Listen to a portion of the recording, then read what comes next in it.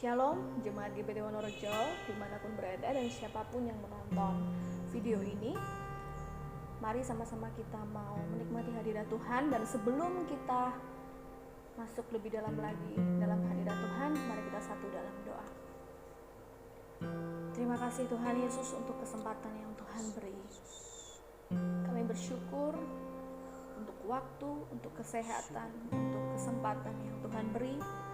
Biar melalui apapun dan bagaimanapun caranya, kami mau terus menikmati hadirat Tuhan. Sebentar kami mulai Tuhan ibadah kami, biar Tuhan disenangkan melalui pujian penyembahan kami, dan iman kami semakin dikuatkan. Kami percaya Tuhan hadir dalam setiap pujian penyembahan kami. Di dalam nama Tuhan Yesus Kristus, haleluya, amin.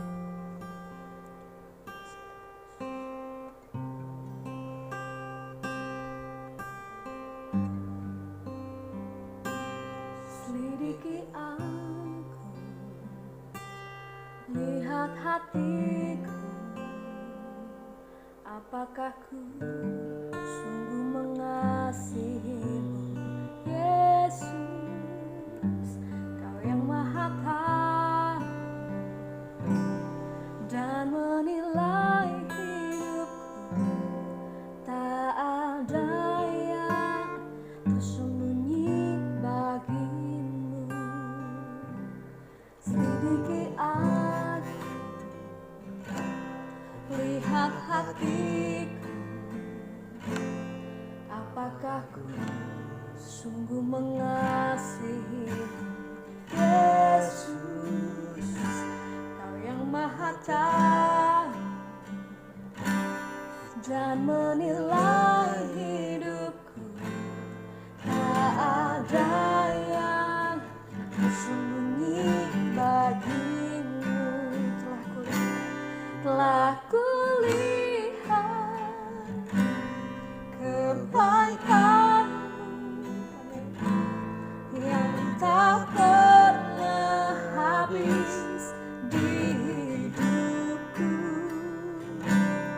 Ku berjuang sampai akhirnya Kau dapati aku tetap setia.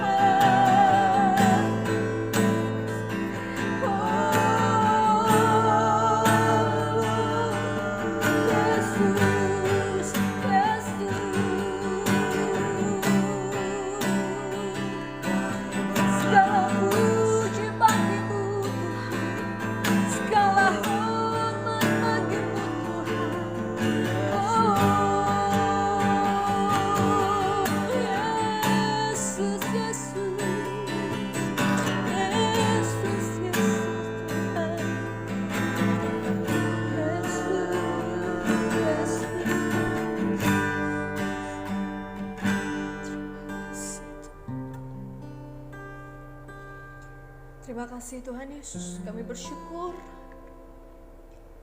Biar puji-pujian ini mengalir dari hati kami Tuhan.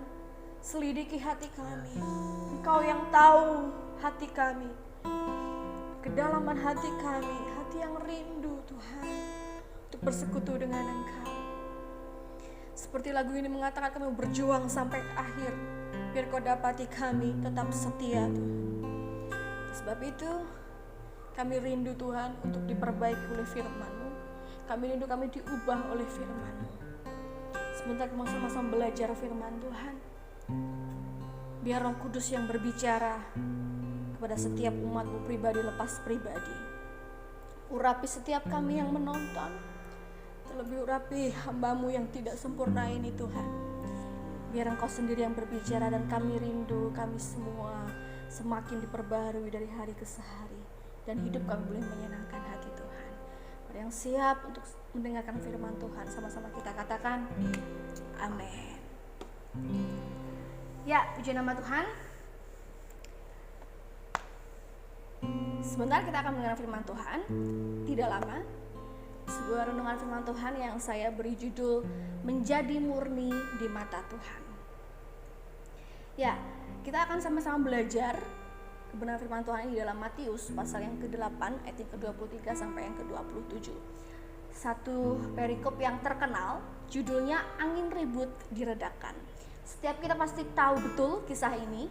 Bahkan anak-anak sekolah minggu, kalau kita suruh mereka untuk menceritakan kisah ini, pasti mereka hafal betul. Tapi Bapak Ibu Saudara, kali ini saya tidak sedang ingin menyoroti mujizat ketika angin ribut itu diredakan, tetapi kita akan melihat dari sudut pandang yang berbeda, yaitu dengan satu pertanyaan, mengapa Tuhan mengizinkan murid-murid merasakan angin ribut itu? Bapak Ibu Saudara, ketika Tuhan naik ke perahu, kemudian diikuti oleh murid-muridnya, satu hal yang kita harus tahu, Tuhan Yesus adalah omniscient, yang artinya dia tahu betul apa yang akan terjadi 1 detik kemudian. Dia tahu betul apa yang akan terjadi 1 jam berikutnya. Dan bahkan dia juga tahu betul apa yang akan terjadi pada zaman akhir nanti. Jadi sudah pasti dia tahu bahwa akan terjadi angin ribut nanti. Tetapi yang menarik, dia tetap naik ke perahu. Dia tetap berangkat. Berarti satu fakta yang kita perlu tahu, Yesus punya tujuan. Maka pertanyaan kita maju satu langkah. Oke, kalau begitu, apa tujuannya? Karena itu juga yang sering kita alami. Terkadang Tuhan izinkan kita untuk merasakan angin ribut. Terkadang Tuhan izinkan kita ada di dalam angin ribut. Dan pada saat itu kita bertanya-tanya, mengapa, dan mengapa. Kita akan belajar secara singkat, Bapak Saudara ya. Ada beberapa tujuan yang sebenarnya kita bisa temukan di dalam perikop tersebut. Tetapi saya mau kita fokus pada satu poin saja. Tetapi saya rindu kita bisa benar-benar pegang poin ini. Ketika ada dalam angin ribut, tujuan Tuhan mengizinkan hal itu adalah supaya kita bertobat. Saya ulangi, supaya kita bertobat. Ayat 25, mereka berteriak. Mereka siapa? Murid-murid. Murid-murid berteriak, Tuhan tolonglah kita binasa. Teriakan itu menggambarkan rasa takut yang ada pada diri para murid. Gak mungkin orang berteriak, Tuhan tolonglah kita binasa, tidak mungkin. Mereka berteriak karena takut. Murid-murid adalah orang-orang yang hebat. Mereka orang-orang pilihan Tuhan. Tetapi ketika menghadapi masalah, mereka bersikap seperti seolah tidak ada Tuhan. Padahal ada Yesus di situ, betul? Ada Yesus di situ. Nah, ini berarti ada sesuatu yang tidak sehat. Firman Tuhan kepada bangsa Israel di dalam Yesaya pasal 43 ayat yang ke-26 berkata demikian. Ingatkanlah aku marilah kita berperkara. Ini Tuhan yang ngomong ya. Kemukakanlah segala sesuatu supaya engkau siapa? Bangsa Israel waktu itu. Nyata benar, supaya engkau bangsa Israel nyata benar. Dari kisah ini dan dari ayat Yesaya tadi, kita dapat satu pengertian bahwa Tuhan mengizinkan satu masalah supaya kita nyata benar. Artinya apa? Tidak ada lagi topeng, Bapak Saudara. Dan tidak ada lagi kepura-puraan. Ketika tidak ada lagi topeng dan tidak ada lagi kepura-puraan dalam diri kita, maka disitulah kita bisa diperbaiki, kita bisa bertobat, dan kita bisa lebih baik lagi di hadapan Tuhan. Banyak orang memakai topeng, merasa bahwa dirinya baik-baik saja, merasa bahwa dirinya sudah benar, merasa dirinya aman-aman saja gitu loh, gak ada masalah, everything is okay gitu rasanya ya, gak ada yang perlu diperbaiki. Nah, perasaan ini bahaya, perasaan ini repot. Orang yang seperti ini menyia-nyiakan Roh Kudus yang ada dalam dirinya. Saya berikan perumpamaan ya. Kita akan berbicara tentang kesehatan jasmani. Kita tidak akan pernah memeriksakan diri kita ke dokter jika kita tidak merasakan gejala-gejala penyakit tertentu, betul ya? Dan umumnya kita akan memeriksakan diri ketika menurut kita gejala tersebut sudah parah, sudah kerasa banget gitu ya. Padahal kalau sudah parah, baru kita periksa, bisa saja penyakit tersebut sudah menggerogoti diri kita dan memerlukan penanganan yang serius. Bahkan bisa saja penanganannya dikatakan terlambat. Demikian pula kesehatan rohani kita, Bapak Ibu Saudara. Banyak orang merasa dirinya baik-baik saja, menggampangkan hal-hal yang menurut dia tidak terlalu penting. Tetapi justru sebenarnya adalah hal yang esensi dalam kerohanian kita. Satu contoh saja, ada banyak contoh ya Bapak Ibu Saudara, tapi kita ambil satu contoh saja. Banyak orang menganggap doa pribadi tidak terlalu perlu. Atau ya menggampangkan, Tuhan ngerti lah ya, kita kan capek gitu, pulang kerja capek. Atau Tuhan pasti mengerti lah isi hati kita ya. Doa bersama saja sudah cukup. Doa makan, doa bepergian, doa mau tidur itu saja sudah cukup. Banyak orang lupa bahwa esensi doa adalah komunikasi, bukan sekedar laporan. Oh saya mau ini Tuhan, oh saya butuh ini Tuhan, saya begini Tuhan. No, bukan sekedar itu. Dan ketika kita terbiasa untuk tidak melakukannya, maka tanpa kita sadari kerohanian kita bobrok. Kesehatan rohani kita drop sekali. Nah, kita kembali ke kisah angin ribut dadakan. Demikian juga yang dialami oleh para murid saat itu. Saya percaya Yesus tidak melakukannya karena kurang kerjaan. Saya percaya dia punya tujuan. Murid Yesus yang bisa dibilang orang-orang hebat. Kalau kita ya aplikasikan sekarang, mereka tuh S3 teologi gitu, orang-orang pinter, orang-orang hebat. Wah, mereka sama Yesus terus, kemana-mana sama Yesus. Mereka juga melihat secara langsung mujizat demi mujizat yang Yesus lakukan. Tetapi ketika angin ribut datang, disitulah mereka nyata benar. Nyata apanya? Nyata bobroknya. Ayat 25, ketika para murid berteriak, Tuhan tolonglah kita binasa. Padahal kenyataannya apakah mereka sudah binasa? Tidak, mereka belum binasa, mereka tidak binasa. Mereka ketakutan, saking ketakutannya hingga mereka mengeluarkan perkataan-perkataan yang mencerminkan kesehatan rohani mereka yang sebenarnya.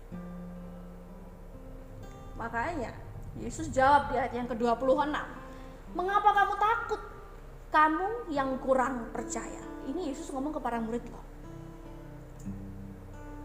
Murid-murid Yesus, orang-orang pilihan Yesus, dikasih predikat sama Yesus sendiri sebagai orang yang kurang percaya. Bahkan di Injil Markus dikatakan Yesus memberi predikat mereka orang yang tidak percaya. Ini sungguh miris. Murid-murid loh, orang-orang hebat. Tapi Yesus bilang, kamu orang yang tidak percaya.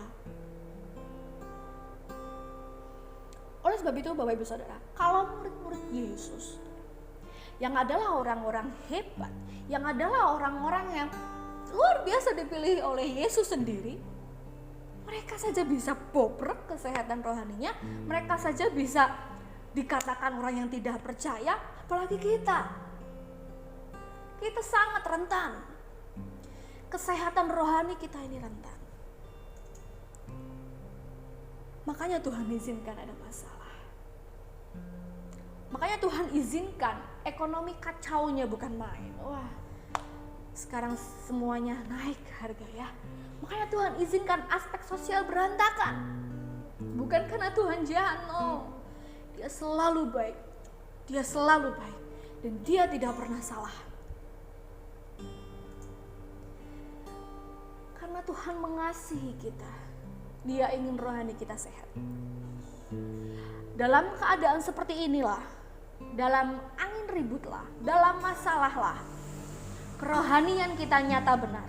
Siapa yang ternyata masih suka khawatir, siapa yang ternyata masih sangat ragu akan kedaulatan Tuhan, siapa yang ternyata masih suka menyalahkan orang lain, masih sukanya nunjuk-nunjuk orang lain, menyalahkan negara tertentu, menyalahkan pemerintah, pihak-pihak tertentu, menyalahkan keadaan, dan segala hal yang buruk di dalam diri kita akan nampak di masa-masa ini. Maka disitulah Bapak Ibu Saudara, kita bisa diperbaiki sama Tuhan. Kita bisa dipulihkan oleh Tuhan. Daripada kita menyalahkan pihak-pihak tertentu, mari kita berpikir, apa yang bisa aku lakukan? Apa yang Tuhan mau aku lakukan? Perbaiki aku Tuhan. Kita ini gak ada yang sempurna Bapak Ibu Saudara. Gak ada yang sempurna. Biar di masa seperti ini bukan kebobrokan kita yang nyata benar, bukan. Tetapi rohani yang sehat yang bisa kita beri di hadapan Tuhan. Dan ketika Tuhan lihat itu, Dia Bapa kita pasti akan sangat disenangkan, pasti. Dijauhkanlah kiranya Tuhan memberi predikat kita sebagai orang yang tidak percaya. Biar di masa ini dan di segala masa Tuhan beri kita predikat sebagai orang percaya. Kalau angin ribut saja di 2000 lebih tahun yang lalu tunduk sama Tuhan. Alam semesta aja tunduk sama Tuhan. Apalagi masalah yang sekarang ini sedang kita hadapi. Atau apapun masalah yang Bapak Ibu Saudara sedang hadapi, badai pasti berlalu. Ini adalah saat yang tepat untuk kita memurnikan diri di hadapan Tuhan. Ketika Dia menemukan hati yang murni dalam diri Bapak Ibu Saudara, maka artinya hidup kita ini menyenangkan hati Tuhan. Siapa yang tidak senang? Bapa mana yang tidak senang? Anaknya ini sungguh murni hatinya, pasti sangat amat disenangkan. Saya akan tutup renungan kita dengan membacakan satu ayat di Matius pasal 5 ayat yang ke-8 dalam terjemahan bahasa Indonesia masa kini yang mengatakan, berbahagialah orang yang murni hatinya, karena mereka akan mengenal Tuhan. Berbahagialah orang yang murni hatinya, karena mereka akan mengenal Tuhan. Biar Tuhan temukan hati-hati yang murni dalam setiap hati kita. Amin buat firman Tuhan. Mari kita satu dalam doa. Terima kasih Tuhan Yesus untuk renungan singkat ini. Biar tidak hanya sekedar kami dengar, namun masuk ke dalam hati kami, dalam tanah hati kami yang subur, boleh menjadi kekuatan kami. Ini adalah masa-masa yang tepat untuk kami menunjukkan kemurnian hati kami, sehingga Tuhan disenangkan melalui hidup kami. Kami diperbaiki terus, sehingga Tuhan, Engkau senang melihat hidup kami. Ampuni segala kekurangan kelemahan kami Tuhan. Kami yang tidak sempurna ini, kami serahkan hidup kami ke dalam tangan. Kami serahkan segala pergumulan kami. Kami serahkan segala permasalahan akhir-akhir ini, pandemik ini. Kami tidak takut Tuhan, karena kami tahu Engkau yang memegang hidup kami. Engkau berdaulat atas hidup kami. Biar firman ini menjadi kekuatan kami. Engkau menemukan hati yang murni di dalam hidup setiap kami, di dalam hati kami. Terima kasih Tuhan Yesus, kami siap untuk menjadi pelaku-pelaku firman Tuhan. Hai, dalam nama Tuhan Yesus Kristus kami berdoa dan mengucap syukur. Mari yang diberkati Tuhan, sama-sama kita katakan